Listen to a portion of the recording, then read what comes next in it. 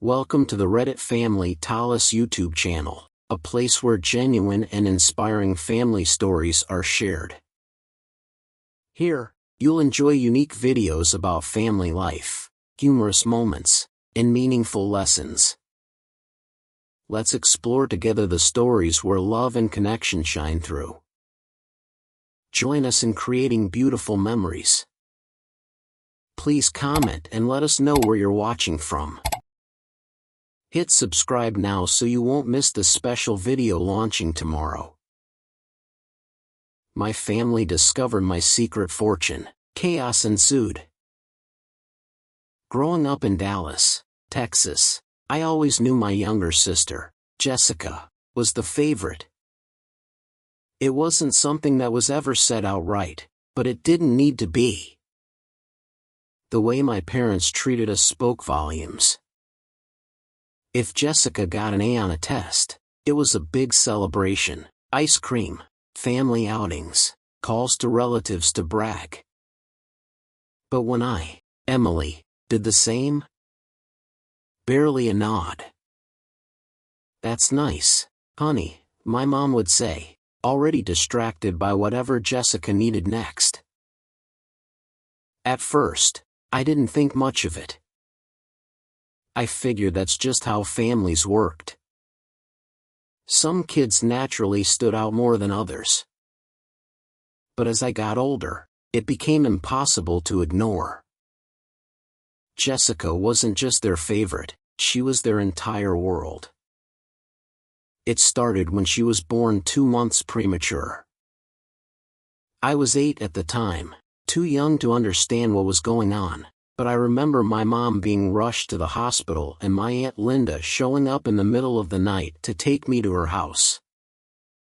For weeks, my parents were consumed by Jessica's fragile health. When she finally came home, our house transformed into a germ-free bubble, complete with hand sanitizer in every room and bleach wipes covering every surface. And then there was me, the healthy, normal, inconvenient child.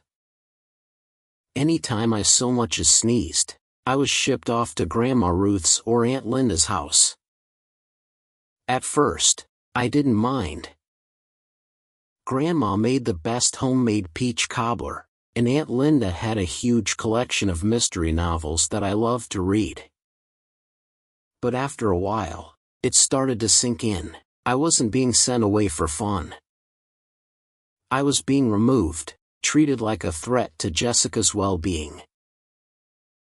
No matter how hard I tried to earn my parents' attention, it was never enough. Straight A's? Ignored. Winning first place in the Texas State Science Fair? Barely a mention. But when Jessica played 3 notes on her flute at a school recital, the whole family showed up, recording every second as if she were performing at Carnegie Hall. Over time, Jessica learned to play the system. Even though she eventually grew out of her early health issues, she never stopped acting like she needed extra care. A headache meant a day off school. A minor cold meant mom waiting on her hand and foot. And if she was stressed about an exam, my parents would call the school to ask for an extension. I learned a different lesson, that I was on my own. If I wanted a future, I'd have to build it myself. By the time I reached high school, I had accepted the reality that my parents would never see me the way they saw Jessica. There would be no applause for my achievements, no words of encouragement, and certainly no financial support. So, I did what any kid in my position would do: I planned my escape. I threw myself into school and work, not because I loved the grind, but because I knew no one else was going to do it for me. Debate team, National Honor Society, school newspaper, part-time job at Carson's Diner, I did it all. And while Jessica was busy playing the victim over every little inconvenience, I was up at 4 a.m. studying for the SATs, determined to get out of that house. And I did. When my perfect SAT score came in, I kept it to myself at first. I had learned long ago that celebrating my own success only made things worse. But when the college acceptance letters started rolling in, Harvard, Yale, Princeton, and the University of Texas at Austin, all with full-ride scholarships, I couldn't keep it quiet any longer. I still remember the dinner conversation. I got a full ride to UT Austin. Mom, Texas? That's so far. What if Jessica needs you? Jessica, finally. Can I have your room? I need space for my TikTok videos. That was it. No congratulations. No, we're proud of you. Just an immediate shift back to Jessica's needs. That summer, I worked double shifts at Carson's Diner, saving every penny I could. Carol, the owner, was kinder to me than my own family, slipping extra cash into my tips and making sure I had something to eat before I left each night. The day I moved into my dorm, my parents didn't even show up. Aunt Linda had to drive me. College was the beginning of something new. I threw myself into my business major, determined to create a life where I would never have to rely on my family again. After graduation, I landed a job at a high-end auction house in Houston, working in estate sales. That's when everything changed. One day, I discovered an Art Deco brooch in an estate collection that everyone had dismissed as worthless. But I knew better. I spent weeks researching, finally proving that it was an original Cartier piece worth $47,000. That sale changed my life. My boss took notice. Soon, I was the go-to expert for jewelry authentication. And before long, I realized I could do this on my own. So, I did. And while Jessica was bouncing between jobs, still living off my parents, I was quietly building something big. Very big. By the time I turned 30, my life looked nothing like it did when I left for college. I had built something real. Something entirely my own. What started as a small jewelry authentication business in a tiny office above a Chinese restaurant in downtown Houston had grown into one of the most respected firms in the industry. We authenticated high-end jewelry for private collectors, auction houses, and estate lawyers. I had a full team, offices in 3 cities. And clients who trusted me with pieces worth millions. Meanwhile, Jessica was still struggling to figure out what she wanted to do with her life. After dropping out of 2 private universities, she finally settled on a marketing job that she barely held on to. But in my parents' eyes, she was still the golden child. For years, they had no idea how successful I had become. In their minds, I was still the quiet, awkward kid who worked in an antique shop. And honestly, I let them believe it. It was easier that way. Every Sunday at family dinner, I'd listen as Jessica bragged about her latest big project at work, something as basic as organizing a team meeting, while my mom gushed over her like she had just brokered world peace.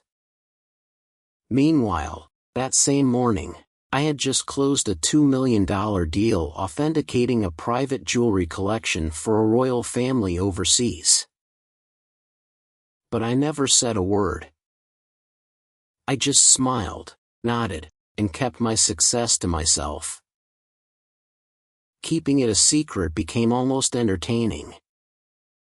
I'd show up to dinner in a simple sweater and jeans, knowing that my closet was filled with pieces worth more than my parents' mortgage.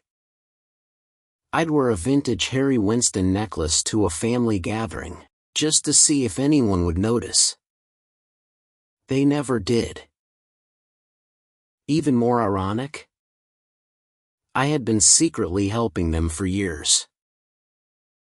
Through a private, anonymous transfer, I had been sending my parents $7,000 a month to help with their mortgage, bills, and, of course, Jessica's endless student loan debt.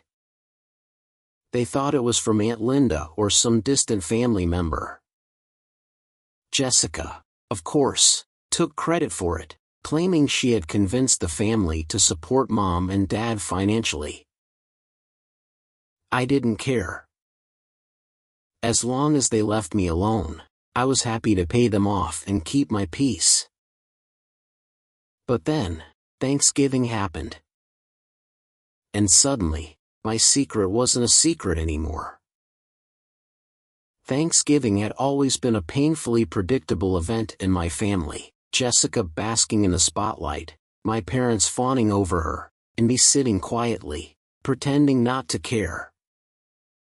But this year would be different. A few weeks before Thanksgiving, my mom called me in a panic. She had been diagnosed with a herniated disc, and the thought of cooking for 20 people overwhelmed her. For the first time ever, I saw an opportunity. Me, why don't I handle the food this year? I can have it catered. Mom, oh, honey, we can't afford a caterer. Me, don't worry about the cost, I've been saving up. She hesitated. You're not taking out a loan for this, are you? I laughed. Of course not. What I didn't tell her was that I had hired a luxury catering company, one that handled high-profile events and celebrity galas. The meal cost more than my parents' monthly mortgage, but I didn't care. I wanted to do something nice, and if they thought I was scraping by to afford it, even better. Thanksgiving Day arrived, and everything was going smoothly, until Jessica ruined it. After dinner, I stepped away to check my laptop. I was monitoring a major online auction in Hong Kong, where a rare Art Nouveau necklace was being sold. One of my clients was bidding, and I needed to authenticate it in real time. Jessica barged into my old bedroom, as she always did, without knocking. She saw my laptop screen, and that's when everything fell apart. Her smirk said it all. She thought she had caught me in some embarrassing secret. Jessica, let's show everyone what Sarah's really been up to. Before I could stop her, she grabbed my laptop and marched into the dining room, right in front of our entire family. Jessica, hey, everyone! Let's see what kind of super important work Sarah is doing on Thanksgiving. She spun the laptop around, expecting to humiliate me. Instead, the room fell silent. On the screen, current account balance, $12.4 million. Pending authentication contract, $485,000. Recent transaction, $1.2 million. Quarterly profit report, $4.2 million. Jessica visibly paled. My mother gasped. My dad set down his drink. No one spoke. Jessica, this can't be right. Mom, what is it, honey? Jessica, voice shaking, she's rich. And just like that, everything changed. The dining room fell silent. My mom let out a nervous laugh. Mom, don't be ridiculous. Sarah works at that little antique shop. I stood up, adjusting my cashmere sweater, the one that cost more than their mortgage. Me, actually, I own one of the largest jewelry authentication firms in the country. That little antique shop? It has offices in 3 cities. Dead silence. Jessica looked like she might pass out. Then, my mom's confusion turned to fury. Mom, you have millions, and you let us struggle? Me, struggle? I've been sending you $7,000 a month for years. Dad, while sitting on millions. Your sister has student loans. Jessica burst into tears. Jessica, you betrayed us. I deserve to know. There it was. Not pride. Not congratulations. Just outrage that I hadn't given them more. Years of frustration boiled over. I grabbed my laptop and walked out. As I did, I heard them plotting. She should pay for Jessica's MBA. Maybe a new house. And a car. My car is embarrassing. That night, my phone exploded with texts. Jessica even ranted on Facebook about my selfishness. Then, they showed up at my office. Mom smiled sweetly. Mom, we think it's only fair that you set up trust funds for everyone. Jessica, I'll need at least $2 million. Dad, and your mother and I would like to retire, maybe a beach house in Florida. I laughed. Me, you think I owe you? For what? Jessica whined. Jessica, that's nothing compared to what you have. Right there, in my own office, I pulled out my phone and canceled the monthly transfers. Mom gasped. Jessica stopped fake crying when she saw I was serious. They refused to leave. Security had to escort them out. That was 6 months ago. I moved to a new home with security. My company? Thriving.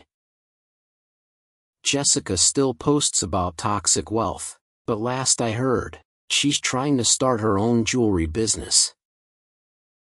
My parents finally stopped after my lawyer threatened harassment charges. For the first time in my life, I feel free. We want to hear from you.